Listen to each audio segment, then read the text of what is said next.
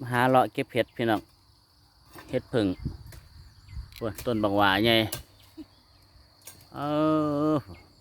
ดกเป็นดกครับพี่น้องบักหว่านี่นะครับต้นบักหว่าใหญ่ครับผู้หาเห็ดผู้เป็นผู้ให้กำลังใจเพิ่นดอกครับนี่ครับผลงานครับได้บักหว่าครับได้บักหว่านี่ครับผลงานเก็บเห็ดครับ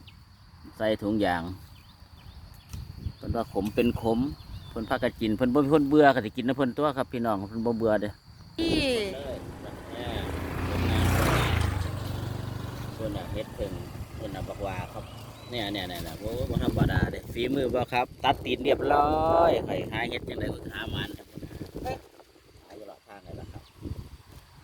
สวยบรรยากาศกินแกงเฮ็ดครับวันนี้ถ้ามันเบื่อก็สิบอกดอกครับไม่น่าจะเบื่อนะคนกินบ้านๆเมืองๆอยู่เนาะ